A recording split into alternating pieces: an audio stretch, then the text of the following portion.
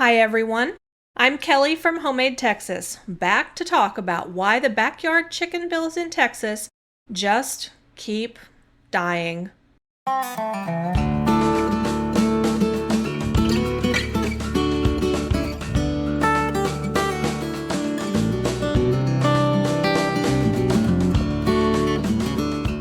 In 2022, I posted a video tracing the long, frustrating history of Texas backyard chicken bills. There's a link on the screen if you want to watch that. That video focused on the 2021 bill, which died in the Senate Local Government Committee, thanks to Chairman Paul Bettencourt. That year, Bettencourt had the votes to move the bill to the full Senate, but he refused to bring it up. He also refused to explain why. His past comments on backyard chicken bills have mostly consisted of bad foghorn leghorn impressions and chicken hawk jokes, so I don't. Make of that what you will. That 2022 video ended with hope for the upcoming 2023 session. Maybe this time Texas would finally pass a law allowing residents, regardless of HOA restrictions, to keep a few backyard hens. Well, 2023 came and went, and although several chicken bills passed the House with strong support, the ending was deja vu all over again. Senator Lois Kolkhorst, another Republican and chair of the powerful Senate Health and Human Services Committee, picked up the main bill. Given her success with the Texas cottage food law, many believed she was uniquely positioned to navigate the chicken bill through Bettencourt's committee. But again, nothing. No hearing, no vote, dead in committee. Then came 2025, a new session, new lawmakers, new priorities. This was finally going to be the year, right? Spoiler, nope. Once again, the House passed multiple chicken bills, including HB 294, the same Home Food Security Act that the House passed in 2021 and 2023. Another promising bill from Representative Cecil Bell proposed that if a city allows backyard chickens, an HOA within that city can't ban them. It was limited in scope, but it would have helped a lot of people, especially in cities like Austin, Dallas, and San Antonio that already have excellent chicken ordinances, but HOAs within those cities ban them anyway. This time, something unexpected happened. Bettencourt actually gave Bell's bill a hearing. He even grilled the two HOA lobbyists who spoke against it, seeming skeptical of their arguments. Bell's chief of staff posted publicly that the bill had a real shot, and Bettencourt's office even told one supporter that Bettencourt thought it was a quote-unquote elegant solution. Bell's staff also said that only two senators, Robert Nichols and Molly Cook, were blocking the bills. But that doesn't really make sense. The committee has 7 members, and a simple majority, just 4 votes, is all it takes, and Bettencourt had those votes. Also, Nichols has always been a no, so that's no surprise. But when an activist visited Molly Cook's office, they were told that she supported the bill. So what gives? Well, in the Texas legislature, committee chairs have enormous power. A chair can simply choose not to call a vote, and that's exactly what Bettencourt did again.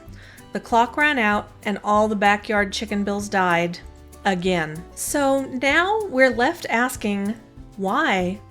We don't know because Bettencourt won't say, but since we're stuck speculating, let's speculate. Theory number 1, follow the money. One of Bettencourt's top donors is John Corona, a former state senator himself and founder of Associa, a giant property management company that enforces HOA rules nationwide. We don't know how many Texas HOAs they manage, but Associa is one of the 5 biggest property management companies in the U.S. HOAs hate giving up control, and that includes having to allow chickens. Other major Bettencourt donors include the Texas Realtors PAC, the Greater Houston Builders Association, and the Associated General Contractors of Texas.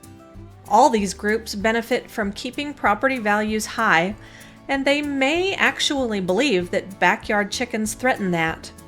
So maybe Bettencourt's opposition is as simple as protect the donors, protect the money.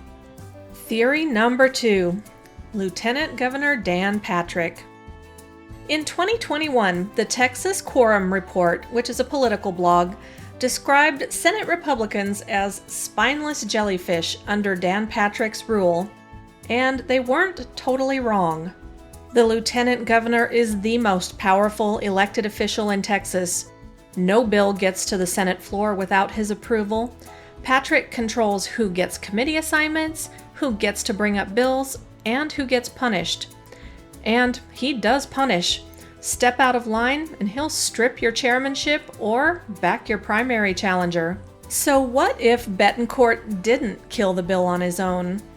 During the 2021 chicken bill hearing, someone, referred to only as a, wait for it, chicken hawk, was texting Bettencourt in real time during the hearing. Could it have been Dan Patrick himself? Before I close public testimony, the Senator's offering, I did get a text message, I believe from a chicken hawk who's very unhappy about these chickens. However, he loves those rascally rabbits and would vote for the bill with just rabbits only. We don't know, but here's what we do know. If Dan Patrick had wanted the bill to pass, it would have passed. Now for some potential good news for hopeful backyard chicken keepers. In 2023, Texas voters approved a right to farm amendment to the state constitution. It protects agricultural operations without defining their size or income. That could include backyard chickens. If you've been raising chickens on your property, unchanged for at least a year before someone files a lawsuit, you could use the Right to Farm Act as a legal defense. The catch? You'd have to go a full year without getting sued, and you'd be taking on the stress, cost, and uncertainty of litigation. Still, it's a tool. Not perfect, but it's something. So here we are. 3 sessions, the same result. Strong support in the House, silent death in the Senate. No transparency, no justification. But Texans aren't giving up. Food freedom, property rights, and common sense are on our side. The more we shine a light on what's happening and who's blocking progress, the harder it becomes for them to keep doing it quietly. If you're in favor of backyard chickens, call your state senator. Ask questions and demand answers. Because as long as the chicken hawk remains anonymous and unchallenged, our bills will keep dying in the dark. Thanks for watching. Be sure to click the like button and hit subscribe to be notified when we post new content.